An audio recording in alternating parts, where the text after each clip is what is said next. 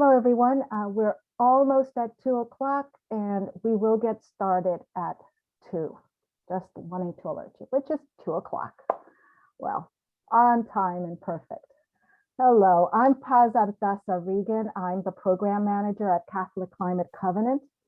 And I want to welcome everybody to the first in a series of webinars that will lift Catholic champions. And at this point, I think I should be sharing my screen. So let me share. And I've forgotten about that.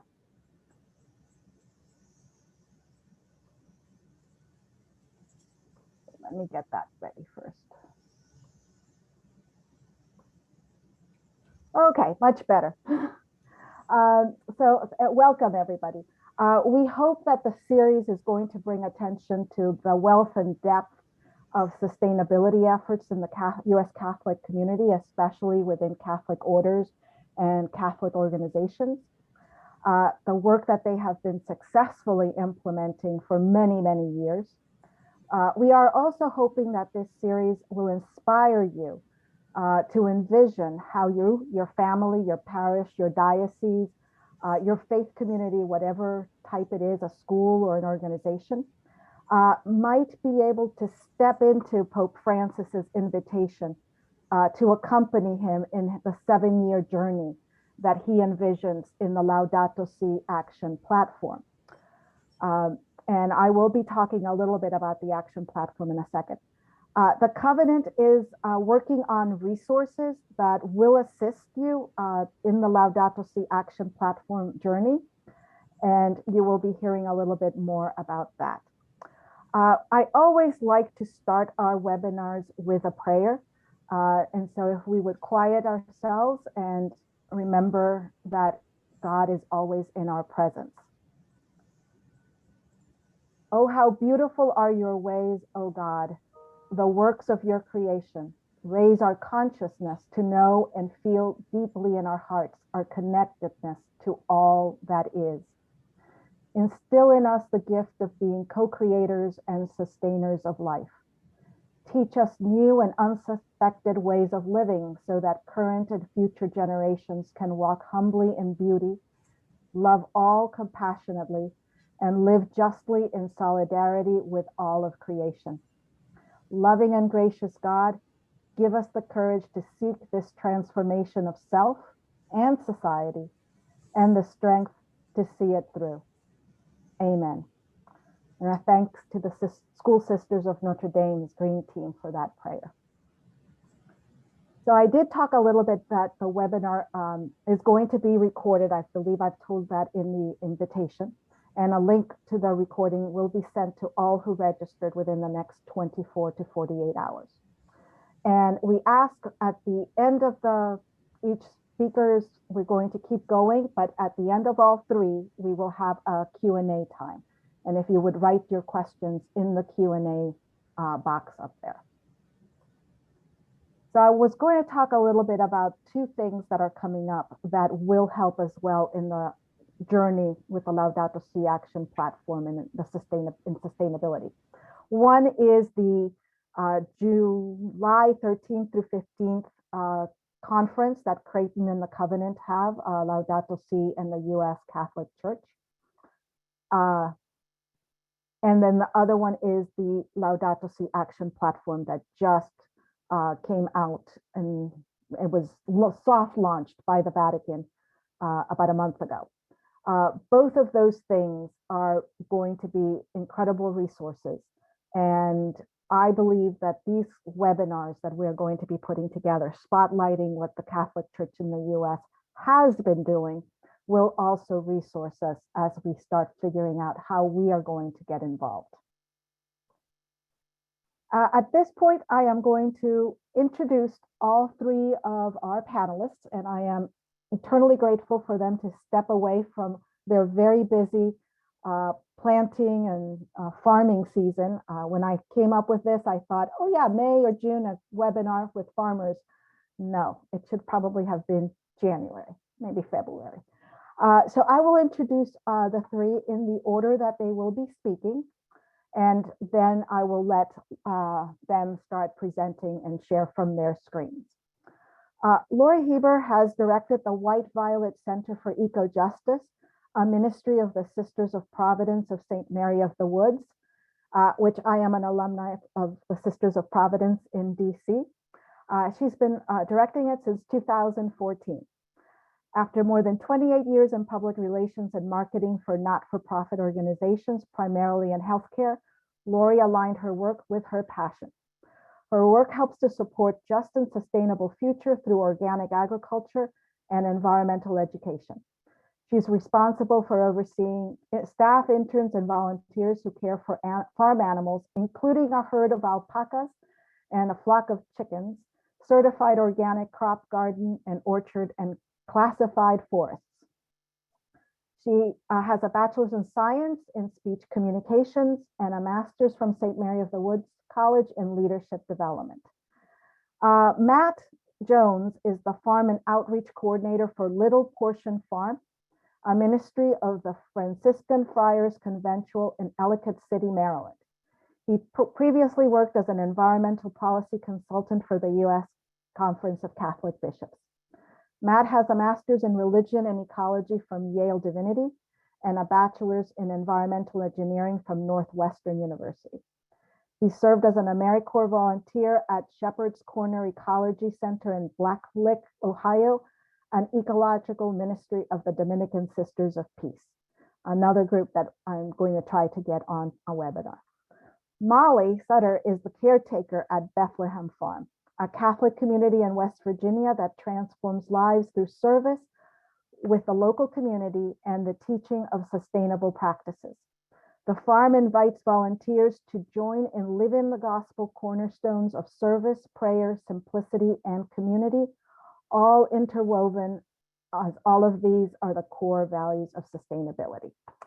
So at this point, Lorrie, if you would like to share your screen, and I'll stop sharing mine, and we can go. Okay. Okay, well, thank you. I'm really delighted and honored to be here with you today to share the story. The White Violet Center for Eco-Justice is an educational ministry of the Sisters of Providence at St. Mary of the Woods, Indiana. We are located just 8 miles west of Terre Haute, Indiana, right along the Indiana-Illinois border, straight south of Chicago. It's a beautiful place. It's called St. Mary of the Woods for a reason. And I think that it's important to understand the sisters' journey towards sustainability and care for creation, really from its founding. So we have, let me see if I can get my screen here to move. There we go. The congregation here at St. Mary of the Woods was founded by now St. Mother Theodore Guerin, who came with 5 companions from Rouen, France, on the Brittany coast, seacoast of France, to start an academy for students. So they were dispatched here to Indiana, and when they got here, it was 1840. There really wasn't much here. It was pretty wild and untamed. There were people here settled, of course, but really they were shocked to find themselves in the midst of a forest with no village and not even a house in sight. So they found themselves out pretty much in the wilderness. And she made a return trip to France at one point, and when she came back, she really had discovered the love that she had for this place. And so when she came back, she wrote that she finally saw once more her Indiana, that she wanted to kiss its soil. And she extolled the beauty of the forest of Indiana, that they surpass all descriptions. It was no longer for her the land of exile, but it was a portion of her inheritance, and she had grown to really love this place. So the love of the land is important, and it was really important for a number of reasons. When they came here, they not only were faced with the task of starting a school, but of course to feed and clothe themselves and the students who would attend the school. So they really carved out a farm here at 1840, and her journals and letters are really full of notations about the farming operation here. And in 1841, she wrote with pride that they were in sole possession of the farm. And there's lots of notations about the work that was done here. Ultimately, the land holdings of the Sisters of Providence in this area totaled about 1,100 acres. And so it's a combination of forest lands, commodity crop lands, pasture lands, and gardens and so forth. Of course, the sisters, of course, did go on to develop their academy. And they then took their vocation out to the greater world and established schools, as Paz knows, throughout the country, throughout the world. And in the late 80s and early 90s, as they began to think about where they might turn their efforts and energies as they retreated from those teaching ministries, they began to look at their social justice mission, and a sister who was a teacher and came back frequently to the woods, certainly every year for annual meeting, came from a farm family, and began to have some concerns about how the sisters' own land was being treated. So after World War II, a lot of the style of farming here at the woods really became industrialized. And they had been leasing the farmlands to area farmers to take care of that task for them.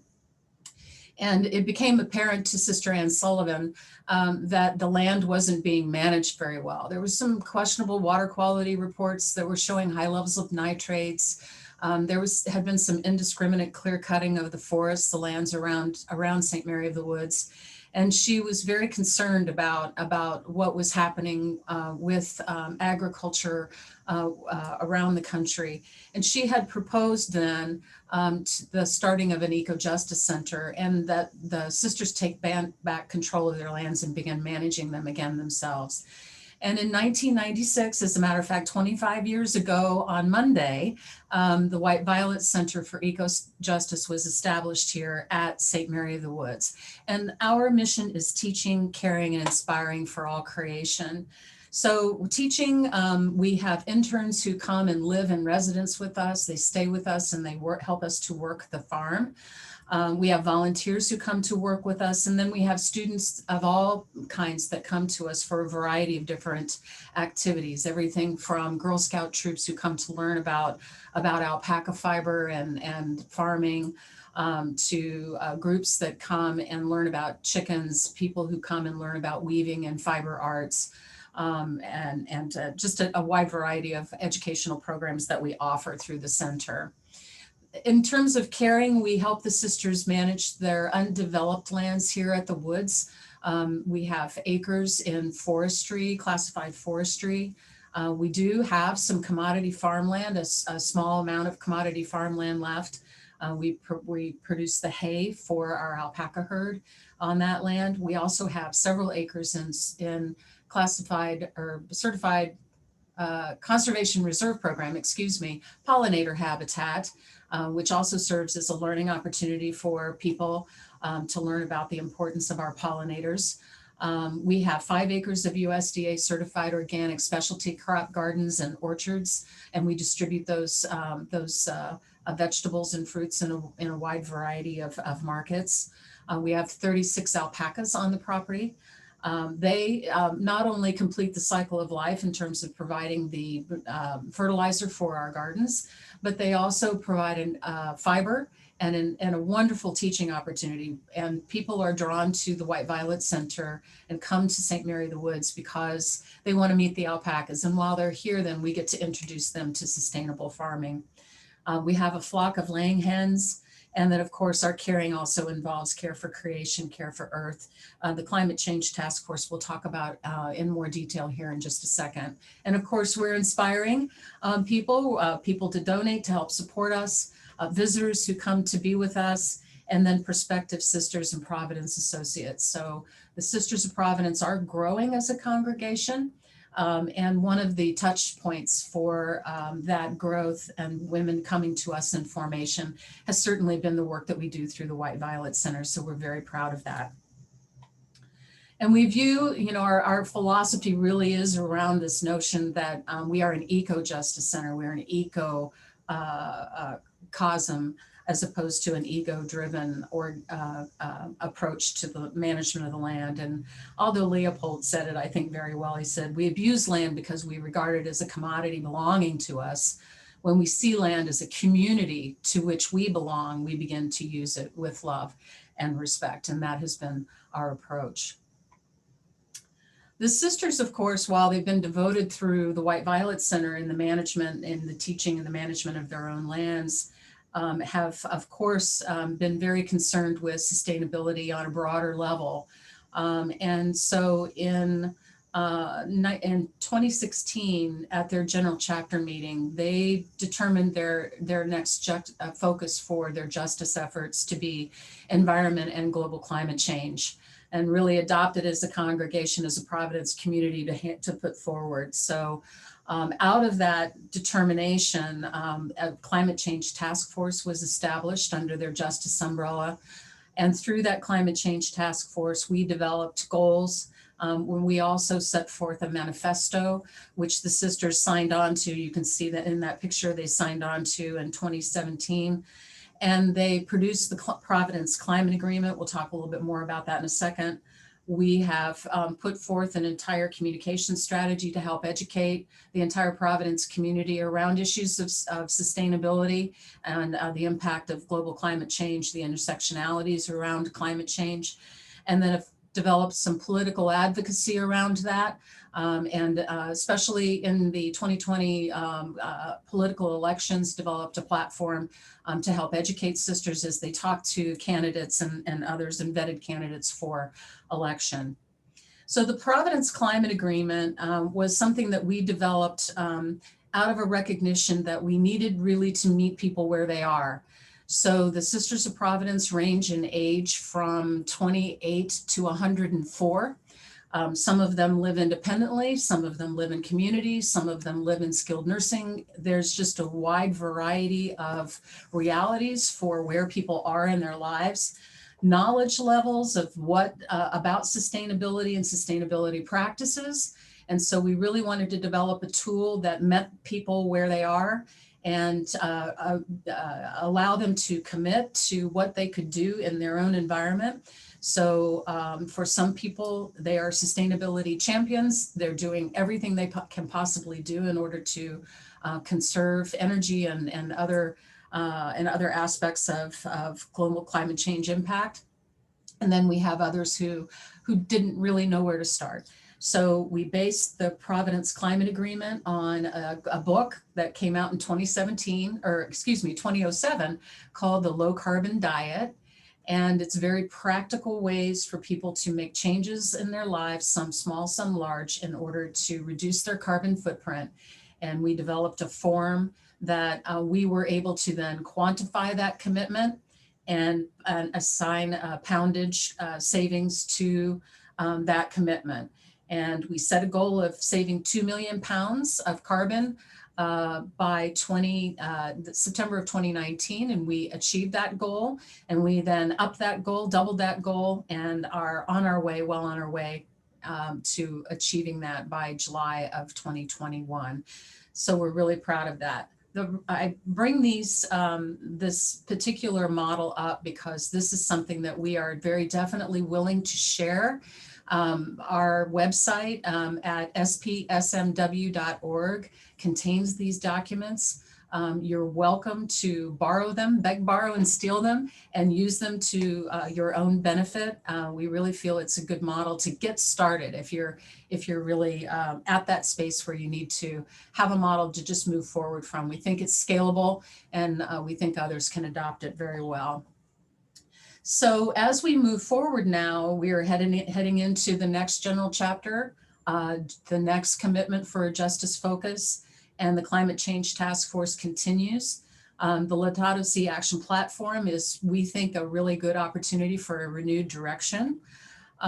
We have adopted really these two main tenets from Laudato Si as our spiritual grounding for our efforts moving forward. So Christians in their turn realize that their responsibility within creation and their duty towards nature and the Creator are an essential part of our faith, that we have a responsibility and a duty to undertake this work, that everything is interconnected. And this invites us to develop a spirituality of that global solidarity which flows from the mystery of the Trinity. Everything is interconnected and everything is interdependent. And this is something that we truly believe in.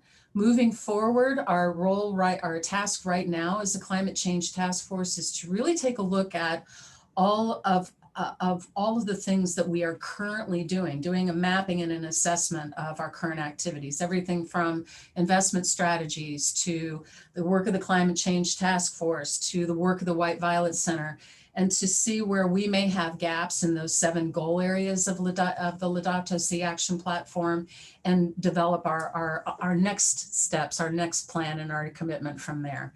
So that, in a nutshell, is currently where the Sisters of Providence are in this endeavor.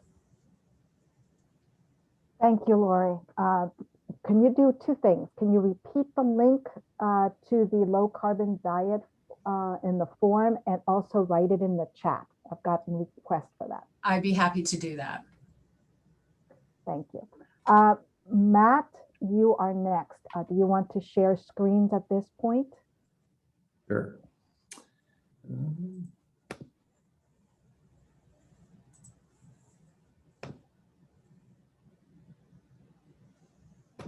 Somebody did it already. Thank you. Thank you, John, for putting that link in there. You may want to go slideshow. There we go. All right. Is that there? That's you're able good. to see that? Yep. Okay. All right. Yeah. So my name is Matt Jones. I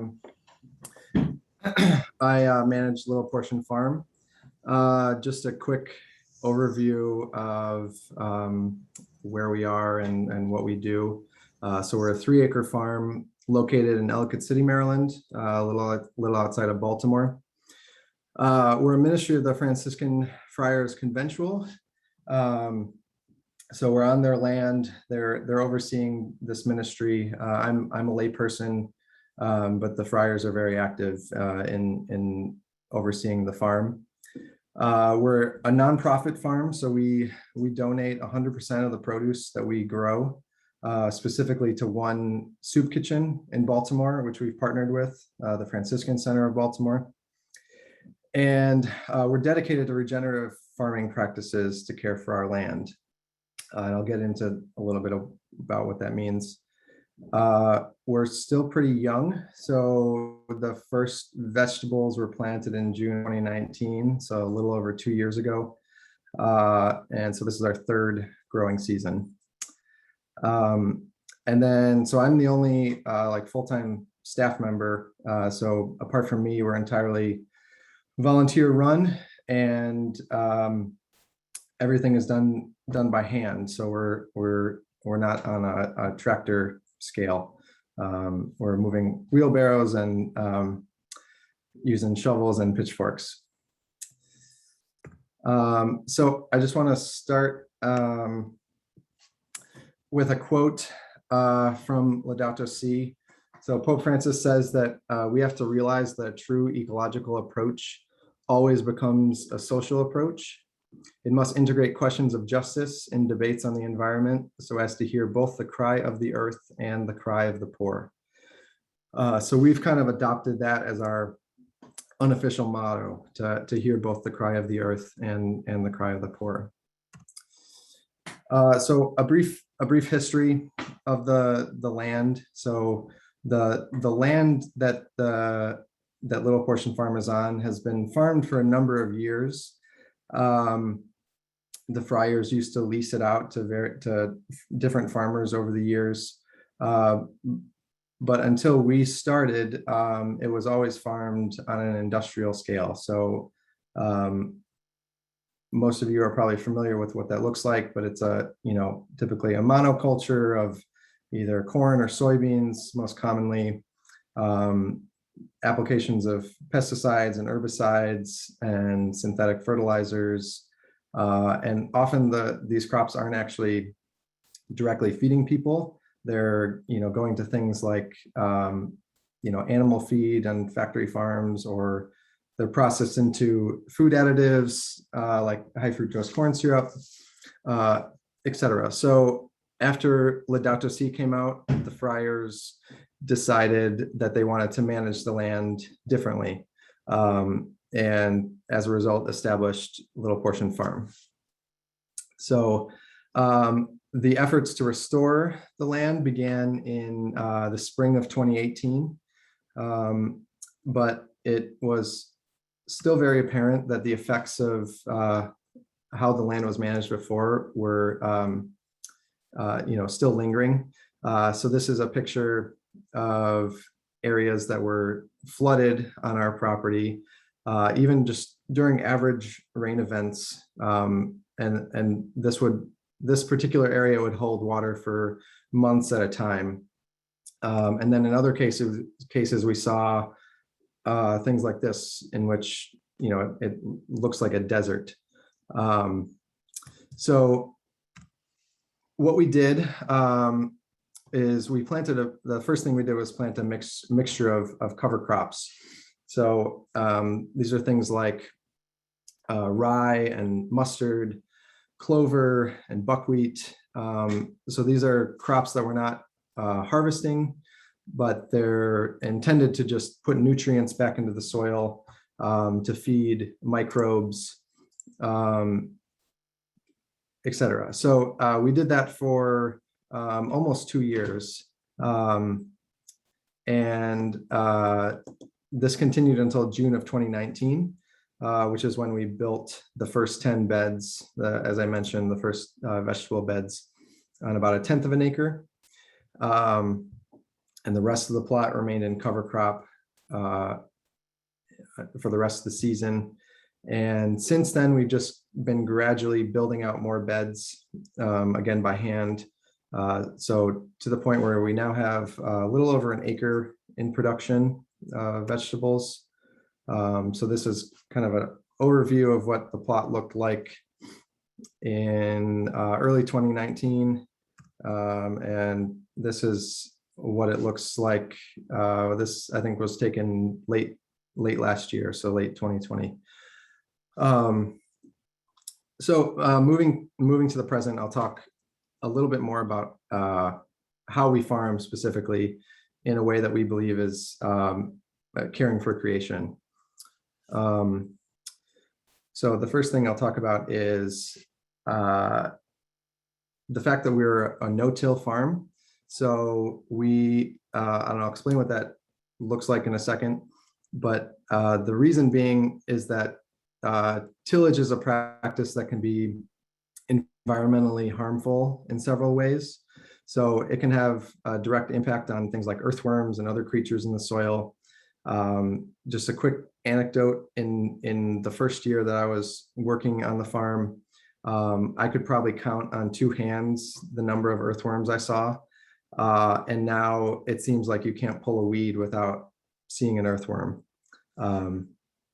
So tillage also breaks down soil's natural structure, and it often leads to compaction. So you have soil that doesn't drain well, so it leads to flooding, and it also doesn't hold water well. So it's vulnerable in droughts and floods, which, as we know, are more frequent in this era of climate change. So another negative effect of tilling is that it destroys networks of fungi in the soil. So there are what are called mycorrhizal fungi that form mutually beneficial relationships with plant roots. So these networks of fungi are able to reach water and nutrients that plant roots might not otherwise be able to, and they can bring them to the plants. In exchange, the plants can deposit sugars that they create through photosynthesis to feed the fungi. So when we till, we're destroying those networks, So we're avoiding doing that. And then lastly, tillage also releases CO2 into the atmosphere. So by practicing no-till strategies, we're trying to reduce our climate footprint. So what do we do instead? What we do is we use these large tarps to break new ground. So through just blocking light, we leave them there for a few weeks to a few months, depending on the season. And that will kill the existing vegetation. And it gives us this blank slate, as you see on the bottom. Excuse me. And from there, we use a tool called a broad fork, which is shown on the left. It's a pretty heavy duty manual tool that aerates the soil, but without inverting it. So the soil structure stays intact and it's not destroying that biology. And then we put a thick layer of compost down and we plant directly into that. And then at the end of a crop's life, we, instead of pulling things out by the roots, we'll cut it out at the soil level, so those roots can break down and feed microbes and other things. So we're always doing things in an effort to feed the soil, to add organic matter and nutrients, etc. So another aspect of our farming is inspired by St. Francis of Assisi.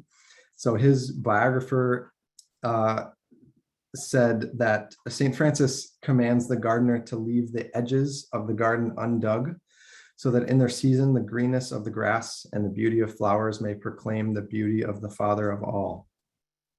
It is designated that within the garden there be a smaller garden for aromatic and flowering plants, so that those who see them may be diverted by the memory of eternal sweetness. So we've interpreted that to in a way that we set aside various parts of the farm to be planted with wildflowers and also rows of native shrubs as hedgerows and windbreaks. So they're not serving a practical purpose in that they're not providing food, but they are providing a direct ecological benefit, that they're attracting beneficial insects. So we're balancing out the ecosystem. Excuse me. Balancing out the ecosystem so that we're not overwhelmed with pests, and that those predators can help keep those populations in check. And then, as St. Francis says, it's also there's an aesthetic benefit that we're hoping to draw people's eyes to the beauty of creation. Excuse me.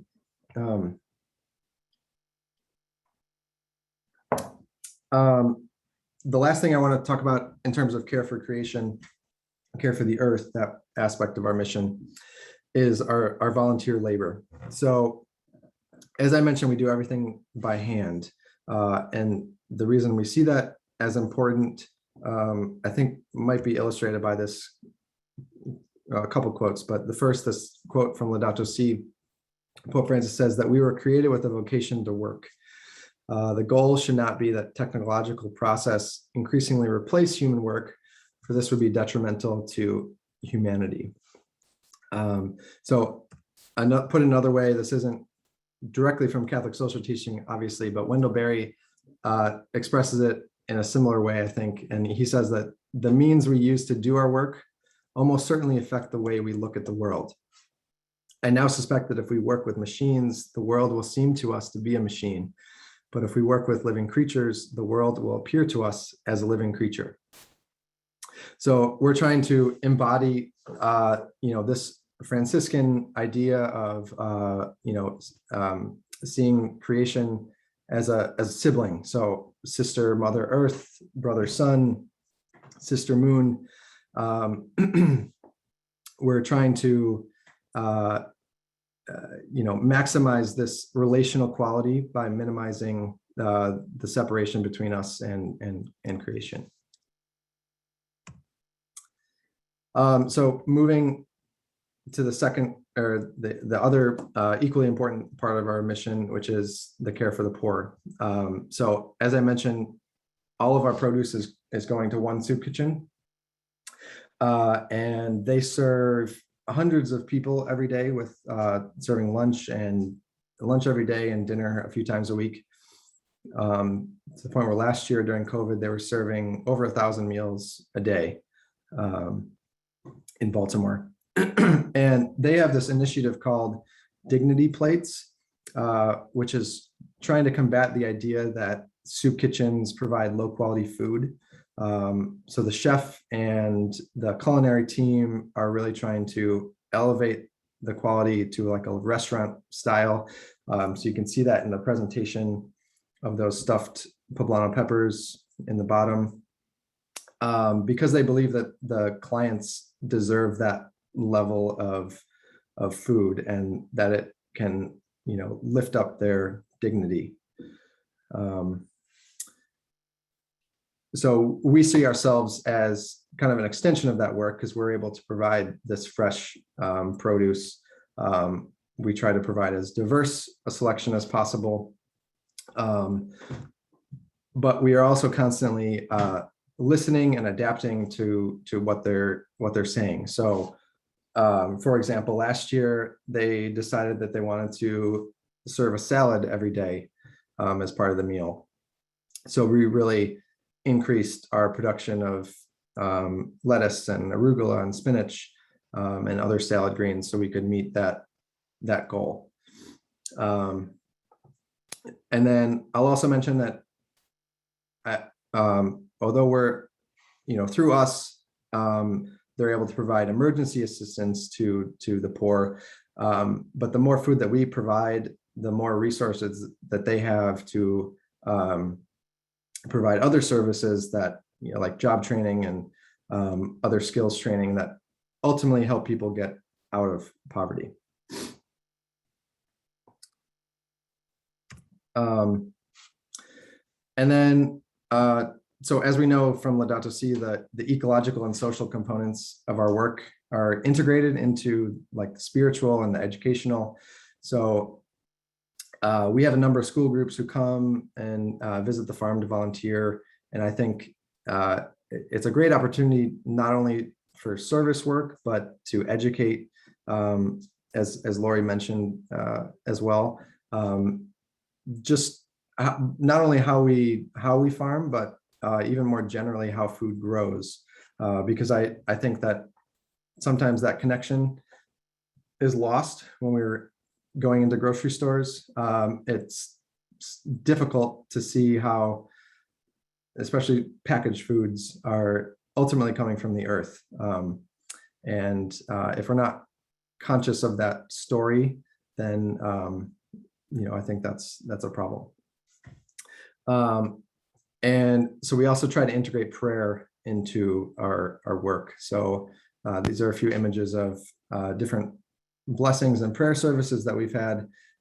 We've gotten into a routine of doing a blessing of the seeds at the beginning of the year and a blessing of the first fruits of our harvest. So these are opportunities for visitors and volunteers to really practice ecological spirituality. And then finally, just to conclude, so part of the reason, as you know, we're here today is to answer the question of how to implement Laudato Si through this action plan platform. So obviously there are many, many ways to do that, and I don't have all the answers, but from my perspective as a farmer, I can offer just a couple things to consider. One is related to what I was just talking about. So I'm quoting Pope Benedict XVI here, who says that it's good for people to realize that purchasing is always a moral and not simply economic act. So in the context of food, if you're having, a parish event or something at school, I know when I was in college, the campus ministry staff knew that college kids would always come for the food. So food is an important part of ministry. So what kind of food you're providing is an opportunity for education and for opening that discussion into how we relate with the earth. And then second, more intangible. This is probably one of my favorite quotes from Laudato Si. So Pope Francis says, he's talking about the practice of saying grace before and or after meals. And he asks all believers to return to this beautiful and meaningful custom. That moment of blessing, however brief, reminds us of our dependence on God for life. It strengthens our feeling of gratitude for the gifts of creation. It acknowledges those who by their labors provide us with these goods, and it reaffirms our solidarity with those in greatest need. So I think this is a really powerful idea, because most of us eat 3 meals a day. And so each of these moments present an opportunity to experience a direct connection with the earth, with our neighbors, and to become more conscious of that, and ultimately to connect with God. So I will leave it at that and turn it over to Molly. Yeah, thank you, Matt. As Molly gets ready to share her screen, I will jump in as well, because I missed a part of her introduction, her bio. I'm so sorry, Molly. It was on a different page. So you know that Molly studied environmental studies and education at Goucher, and also at Bethlehem Farm. She is the gardener, house manager, catechetical coordinator, and animal tender. I'd love to hear at some point how she does number 3 and number 4 at the same time, but I'll leave it at that for a conversation with Molly. Great. My screen is shared. Yes. You can see it. Great, thanks. Well, thank you very much. So I'm Molly, and I serve as a caretaker at Bethlehem Farm. And like it was said before, we are an intentional Catholic community which transforms lives through service with the local community and the teaching of sustainable practices. So we invite volunteers to join us in living the gospel cornerstones of service, prayer, simplicity, and community through week-long service retreat programs on our Hilltop Farm in West Virginia. And I am one of 9 caretakers who lives here year-round. And in normal years, we host about 400 week-long high school, college, and adult age volunteers. And we welcome and invite interns to live with us for 2 to 12 weeks in the summers. So right now we're easing back into welcoming in our shorter term volunteers as it's safe to do so. And as folks come to live on the farm for a week, they learn about what sustainability has to do with faith. So we often discuss that through the lens of Catholic social teaching. So for those who don't know, Catholic social teaching are a collection of teachings from the church, not a single document or author, and they serve as guiding values for Catholics. So CST flows throughout our lives at Bethlehem Farm. And I'm going to walk through several Catholic social teachings and relate some of the ways that we at the farm are journeying to live them out in our daily practices as it relates to sustainability. So first is care for creation. The goods of earth are gifts from God and are intended for the benefit of all. And we have a responsibility to care for resources as stewards and trustees, not as mere consumers or users. So to that end, we are called to be co-creative with God in returning and restoring to earth what we take from her. So this is central to the work at the farm that we do. And I particularly see it revealed in our relationship with food. Like Paz said, I'm often cooking as a house manager, and I'm tending the animals, and I'm in the garden. So balancing all of that. We use organic practices in our garden. We build our soil with natural fertilizers like compost and seaweed, rather than inorganic chemical fertilizers, which can contaminate waterways. Our pest control is primarily hand squishing bugs and planting companion plants that attract beneficial predators. And this avoids pesticides, which contaminate waterways as well and directly harm the food we eat. Spraying pesticides is spraying poison on our food. And we grow many things in our garden: onion, garlic, greens, peas, asparagus, squash, sweet potatoes, cucumbers, potatoes, tomatoes, really any vegetable. We try to diversify it. And we have a small orchard as well, so lots of berries. And our quarantine project was expanding our fruit trees. So we have some apples and peaches and pears in there too. We also have chickens who give us eggs and bees who provide us with honey. So part of our mission also is to direct the resources that we have toward the local community. And one way we do this is in the food that we eat. So we eat as locally and sustainably as possible. And building relationships with local farmers is part of that. So we're growing a lot of the food that we eat, but not all of it. And we found, especially this past year, when there were meat shortages across the country, we still had pork from down the street from our neighbor who raises her pigs with a lot of love. And part of that is because we have been investing in a local food system, and it was right down the road. And the closest grocery store to us is about 40 minutes away, which is pretty typical of this area. And that makes us a place that is experiencing food apartheid. So you may be familiar with the term food desert, and I feel like that implies that there's something natural about the landscape that prohibits food access, but food apartheid aptly describes the fact that food is kept from poor folks in West Virginia as it is kept from many people of color in cities across the country. I'm sure Matthew has experienced that with folks in Baltimore, and it is kept from some people and given to others. So we are able to support the farmers around us, but it's really difficult for farmers, especially small scale or family owned or sustainable farms, to survive. And it's really difficult for folks with low wages to buy fresh organic food. Another way that we live out care for creation is through our relationship with water. So we work to conserve water in many ways, through some of our lifestyle choices, like limiting ourselves to 10-minute or 10 gallons of water each week for showering. And we do that either indoors or outdoors with our bucket showers. And that's something fun to invite volunteers into. You can get your solar heated water and take an outdoor shower. And we also have infrastructure that helps us to protect water. So we have a large rainwater containment system, which collects rainwater and then distributes it.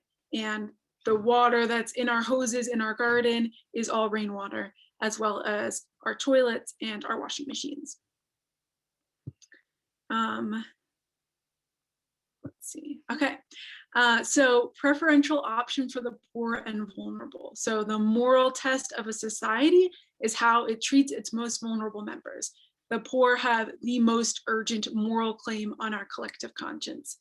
A community can be healthy only if its members give special attention to those with special needs, to those who are on the margins of society.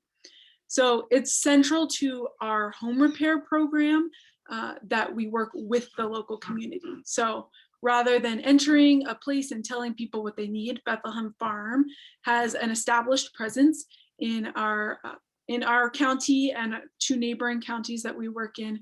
And folks come to us and they apply for services, they tell us what they need, and then they participate to the level of their ability. So back in 2004, when Bethlehem Farm was just starting, a lot of that was like helping out with chores at somebody's house. Now our main program is home repair. And there's a lot of reasons why home repair is so necessary in West Virginia.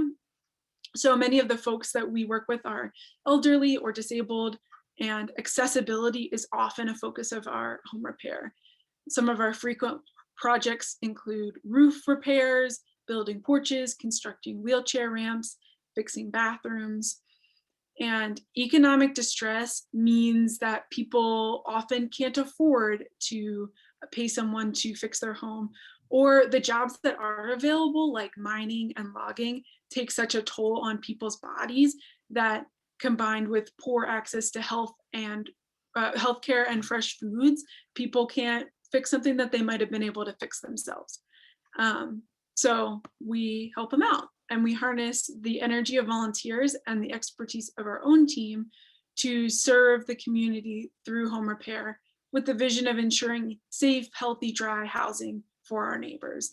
And homeowners that we work with receive free labor and a no interest loan for the cost of supplies. And as they're able, they pay back the loan directly into the home repair fund. So they're helping out a neighbor in the future. And clients can also utilize our sustainable upgrade fund, which is really cool and covers the cost for homeowners to upgrade their building materials from the basic stuff to sustainably harvested, non-toxic, long-lasting materials that they might not have otherwise been able to afford. But in covering that cost, we hope to help create even healthier homes. So another one that I love to talk about is peace and disarmament. So Catholic teaching promotes peace as an uncompromising, action-oriented concept. It cannot be achieved absent of justice. Peace is the fruit of justice. So one way that I think about this is through energy. So we think a lot about energy at Bethlehem Farm. Last summer, we upgraded our solar panels, which we've slowly been building, to 100% solar. And we're still tied to the grid, but we produce more solar power than we use. And that flows back into the grid, so other folks are using our solar. And we primarily heat our buildings with a wood stove. Splitting firewood warms you twice. And our house also was designed with sustainability in mind, featuring passive solar heating and cooling and heavy duty insulation. So the way that this connects so clearly to me to peace and disarmament is because we are intimately connected with our energy sources. In West Virginia, this means we're closely connected to coal. And mountaintop removal coal mining has replaced older forms of strip mining in order to take from the land every last bit of coal that can be extracted, which takes away entire mountains and communities with it. So in our particular place, mining is a war we wage against Earth. And there are many other wars like it across the nation and the world, like fracking for natural gas, or drilling for oil, or mining uranium for nuclear power. And for us, as an acknowledgement of our participation in the social sin of fossil fuel use, we have an electricity fast each Thursday evening.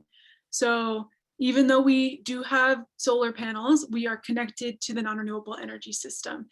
I find this to be a really meaningful spiritual practice, especially when we can invite volunteers into it.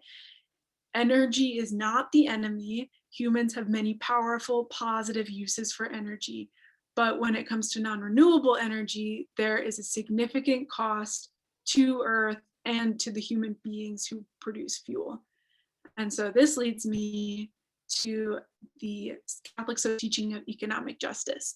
So the economy must serve people, not the other way around. And all workers have a right to productive work, to decent and fair wages, to safe working conditions, and to join unions. So no one should be allowed to amass excessive wealth while others lack the basic necessities of life.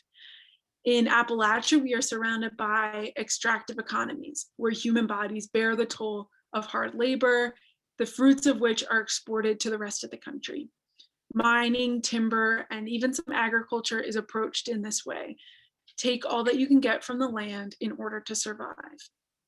One way Bethlehem Farm supports regenerative economies is through our work with local farm initiatives. So beyond the purchasing power of our food and the farming we do on our own farm, we also lend our hands to local farmers who need support, as well as nonprofits who are helping local farmers or people in general access the land, knowledge, and support necessary to make sustainable farming a viable option. So whether it's pitching hay next door or weeding at the farm education center down the road, we are excited to support a vision for dignified work. And we also see this in opportunities for investment in renewable energy, especially solar. One way we're taking part in this is through our Green Neighbors program, which provides interest-free loans to West Virginia nonprofits and residents who are at or below the median income level to get solar panels. So in the past year, we've gotten this off the ground with one nonprofit and 4 families getting solar in this next year through the program. This is our first year with clients in it, so we're really excited. And this connects West Virginians with clean energy that they might not have had the funds to invest in upfront.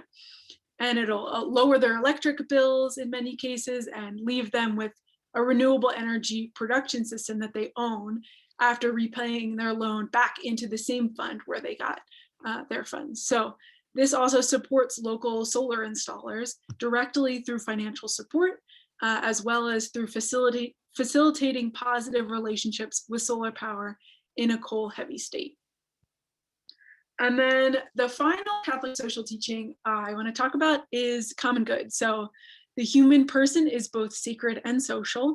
We recognize our dignity and rights in relationship with others in community.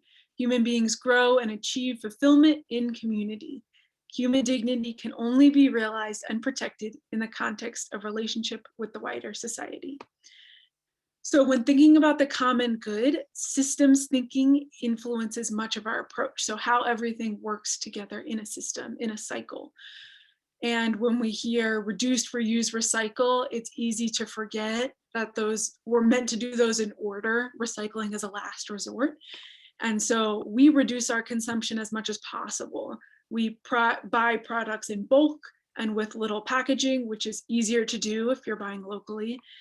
Our natural cleaning products are simple. Vinegar and baking soda go a long way. And green products have become a selling point. And sometimes this is a positive thing, but for example, we'd rather prioritize reusing a rag than purchasing sustainable paper towels. We reuse as much as possible here on the farm. And one way I love to see this is in the compost. I love compost. And we have a couple different systems. So our vermiculture is a compost pile full of worms that work through our food scraps. And we have a larger pile of food that we can't feed to the worms, like meat and citrus and potatoes, that breaks down over time and is reincorporated into the garden. And we feed the soil with the nutrients we extracted through the growing process. And another way that we reclaim our wealth and keep nutrients cycling is through our composting toilet system. And over a few years, we compost human manure and it heats to a high enough temperature to kill any harmful bacteria and eventually turns back into soil. So not only are we closing the nutrient cycle, but we are helping maintain healthy soil and waterways by giving our waste the conditions to compost rather than leach into the soil as solid waste. And then for the things we can't reuse, we clean and sort and transport recyclables, keeping in mind that not all of the things that we bring to the recycling center are actually recycled. So this picture on this slide is our vermiculture, where all our worms are working on our compost. And then finally, we invite our volunteers to take it home. And we know that our environmental issues are Catholic issues, not just because of what climate change is going to do in the next 10, 20, 50 years, but because of how it impacts the poor and vulnerable today. So what can you do? We encourage volunteers to respond with their time, talent, and treasure in that order. People get the idea sometimes that dollar bills walk around and do things, but that's not true. People walk around and do things.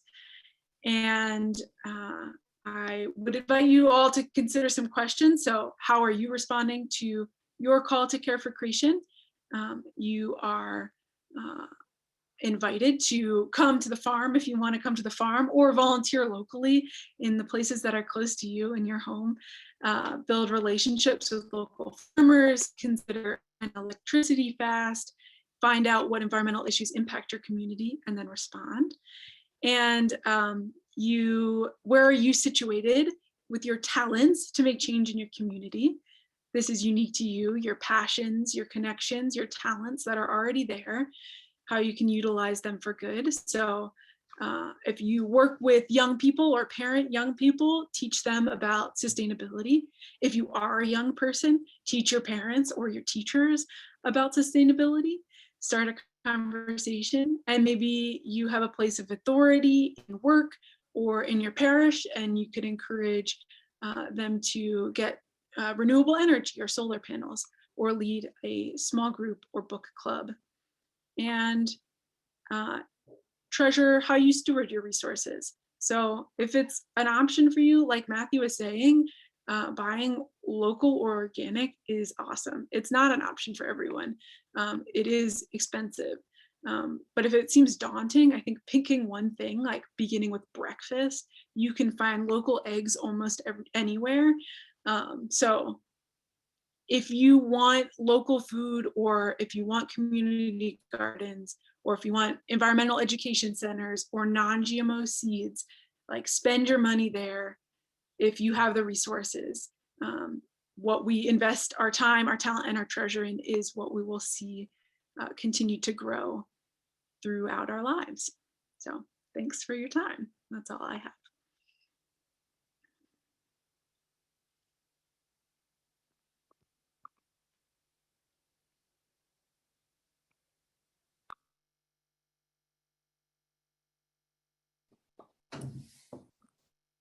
Pause, you're muted.